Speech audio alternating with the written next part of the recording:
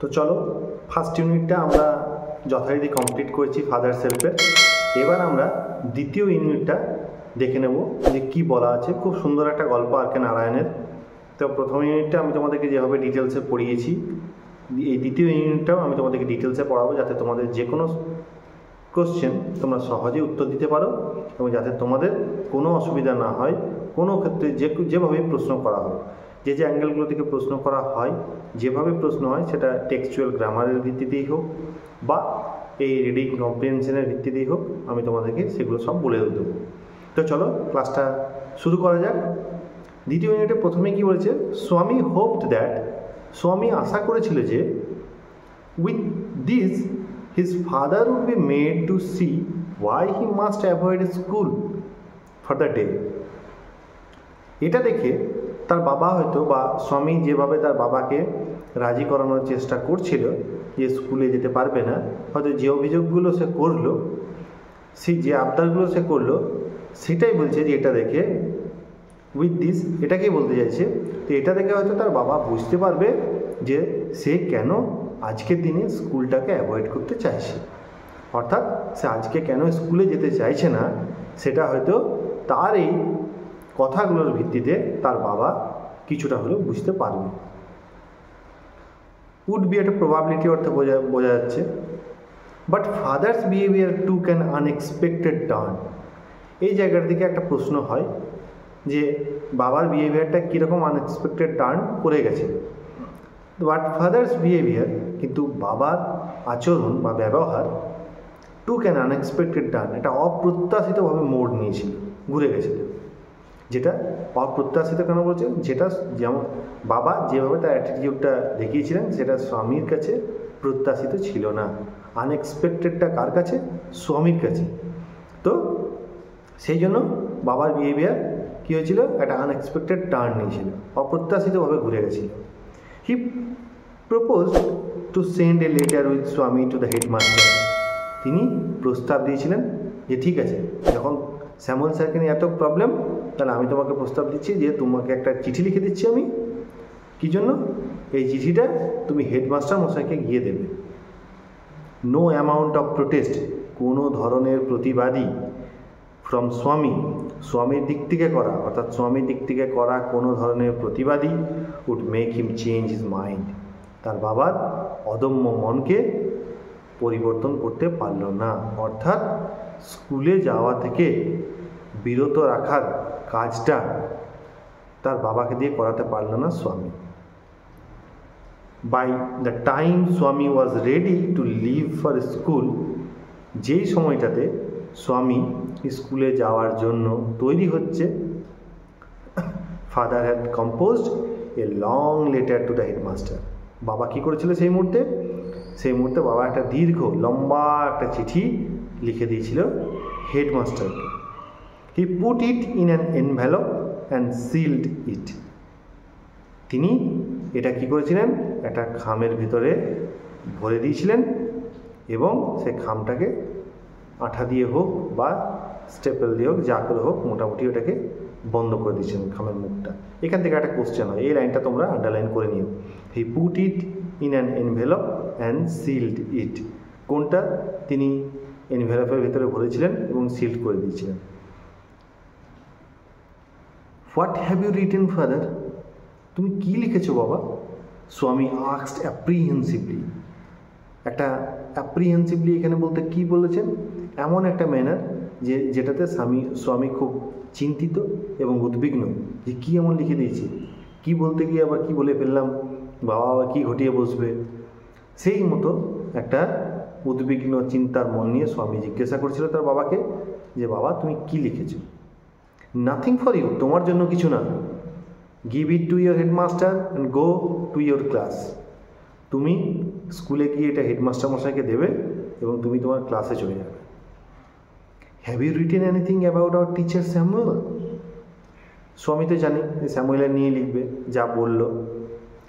তুমি কি আমাদের যে টিচার স্যামুয়েল স্যারের নিয়ে কিছু লিখেছে এখানে? Yes, plenty of things. হ্যাঁ, প্রচুর জিনিস।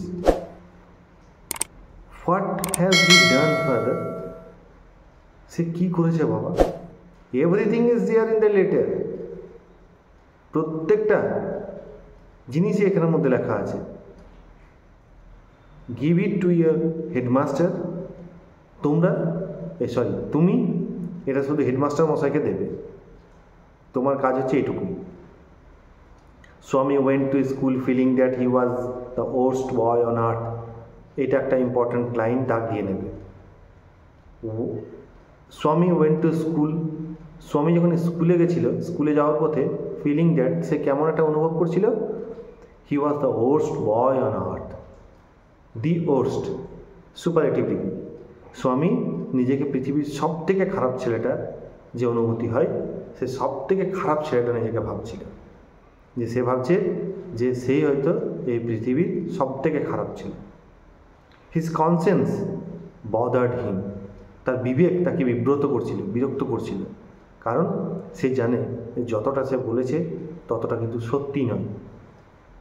আমরা সত্যি না বললে আমাদের বিবেকের দংশন হয়। একজন প্রকৃত ভালো মানুষের বিবেক দংশিত হয় কোনো একটা ভুল করলে। স্বামী সে একই হচ্ছিল।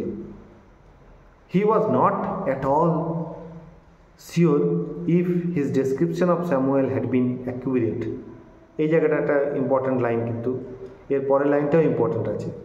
কি বলছে, সে কিন্তু সর্বোপরি পুরোটা নিশ্চিত ছিল না যে যা ডেসক্রিপশন, যা বর্ণনা স্যামুয়েল স্যার নিয়ে সে দিয়েছে তার বাবাকে, সেটা একদম যথাযথ এবং সঠিক ছিল কিনা, সেটা নিয়ে সে কিন্তু পুরোপুরিভাবে নিশ্চিত ছিল না। He felt he had mixed up the real and the ইম্যাজিনড।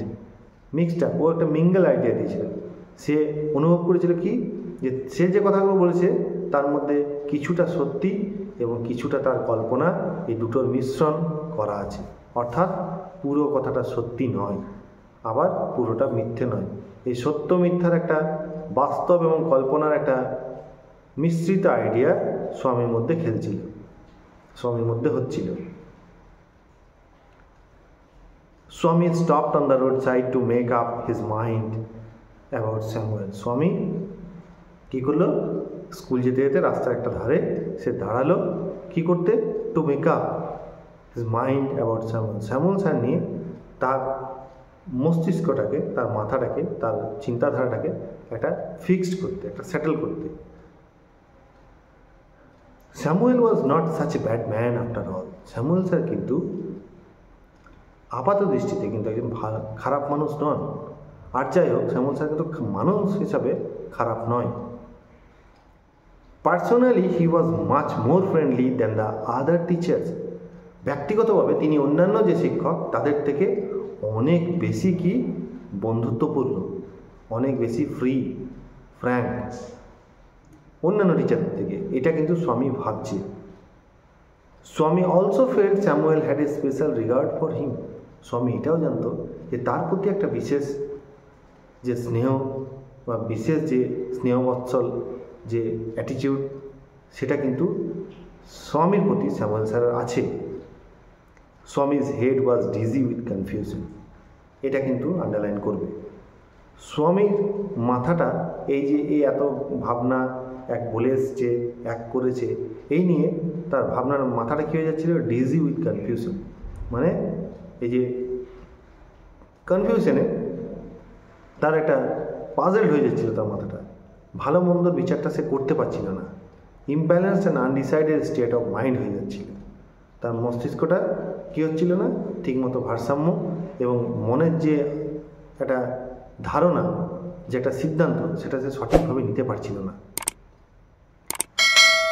He could not decide if Samuel really deserved the allegations made against him in the letter. সে তার বাবা তো চিঠি লিখে দিয়েছে, সেই চিঠিতে লেখা সমস্ত অভিযোগের সত্যিই কি দাবিদার স্যামুয়েল স্যার, সেটা কিন্তু সে বুঝতে পারছিল না। সে কি বলেছে, অর্থাৎ সে এটা সিদ্ধান্ত নিতে পারছিল না যে তার বাবা চিঠিতে যে সমস্ত অভিযোগ স্যামুয়েল স্যার সম্পর্কে লিখেছেন, আদৌ সেই অভিযোগের সত্যিই অভিযোগকারী স্যামুয়েল স্যার কিনা, সেটা স্বামী বুঝতে পারছিল না। The more he thought of Samuel the more স্বামী গ্রিভড ফর হিম।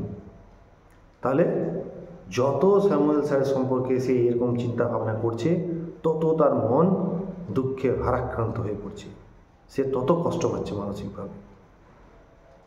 তারপরে কি হচ্ছে, এই লাস্ট লাইন ইউনিট 2 এর খুবই ইম্পর্ট্যান্ট লাইন, এবং এখান থেকে কোশ্চেন আসে যে স্যামুয়েল স্যারের ডেসক্রিপশনটা দাও। এই লাস্ট লাইনটা স্যামুয়েল স্যারের ডেসক্রিপশনই দেওয়া আছে।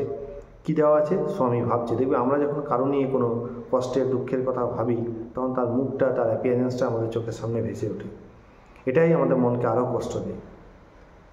Two recall Swami's dark face, recall করছে, তার কথাটাকে চিন্তা করছে, স্মরণ করছে। কাকে স্মরণ করছে? স্যামুয়েল স্যারকে। তখন কি মনে পড়ে যাচ্ছে? স্যামুয়েলস ডার্ক ফেস, স্যামুয়েল স্যারের ওই ডার্ক ফেস, এখানে মনে হচ্ছে তার চেহারাটা হচ্ছে অনেকটা কালো, তো সেই কালো রঙের তার মুখটা, হিজ থিন মোস্টাচ, তার পাতলা সরু যে মোচ, আনসেভেন চিক, তার মানে পরিষ্কার সেভিং গাল নয়, গাড়িতে মানে গালটা খোঁচা খোঁচা দাড়ি, অ্যান্ড ইয়েলো কোট, এবং হলুদ রঙের একটা কোট পরে থাকতো Samuel sir. Filled Swaminathan with sorrow, এই স্যামুয়েল স্যারের যে dark face, thin moustache, yellow coat, unshaven cheek, এই চারটে জিনিস স্যামুয়েল স্যারের অ্যাপিয়ারেন্সের যেগুলো মনে পড়ছে স্বামীনাথনের, এবং এগুলোই স্বামীনাথনকে কী করে তুলছে? দুঃখে ভরিয়ে তুলছে। এই হলো ইউনিট 2 এর গল্প। যে জায়গাগুলো থেকে কোশ্চেন আসে সেগুলো তো তোমাকে আমি বললাম, আরেকবার বলে দিচ্ছি। He put it in an envelope and sealed it, এখান থেকে এই লাইন থেকে কোশ্চেন আসে। স্যামুয়েল স্যারের ডেসক্রিপশনটা কোশ্চেন আসে, যেটা এখনই তোমাদেরকে বললাম, dark face, thin moustache, unshaven cheek, yellow coat, এই জায়গার থেকে কোশ্চেন আসে। Swami's head was dizzy with confusion, কেন ডিজি হয়েছিল? এখানে ডিজি থেকে তোমাদের একটা নিয়ারেস্ট মিনিংও লিখতে দিতে পারে। আর কি কোশ্চেন আসতে পারে? Father's behaviour took an unexpected turn, এই লাইনগুলো থেকে কোশ্চেন আসে। এই লাইনটা থেকে no amount of protest from Swami would make him change his mind, এখানে কার মাইন্ডের কথা বলা হয়েছে? কেন? এখান থেকে তার বাবার কীরকম পরিচয় পাওয়া যায় ক্যারেক্টারের, এইগুলো থেকে কোশ্চেন আসে। আর he felt he had mixed up the real and the imagined, এই লাইনগুলো মোস্ট ইম্পর্ট্যান্ট লাইন, তোমরা দাগিয়ে নাও। এই জায়গাগুলো, এই এক্সপ্লেনেশনগুলো ভালো করে করো। আর ইউনিট 2টা আমি তোমাদেরকে এই জায়গাগুলো বললাম, এই জায়গাগুলো ভালো করে জোর দাও, তোমরা কিন্তু খুব সহজেই তাহলে গল্পটা আয়ত্ত করতে পারবে এবং যে কোনো প্রশ্নের উত্তর দিতে পারবে। আজকের মতো এটুকুই ভিডিওটা, আবার পরের ক্লাসে আমি তোমাদের ইউনিট 3টা আলোচনা করে দেবো। যদি ক্লাসটা তোমাদের ভালো লাগে তোমরা চ্যানেলটাকে লাইক, শেয়ার, সাবস্ক্রাইব করে পাশে থাকো, এবং বন্ধুদের মধ্যেও শেয়ার করে দিও, এই চ্যানেলটা যাতে আরও এগিয়ে যায়।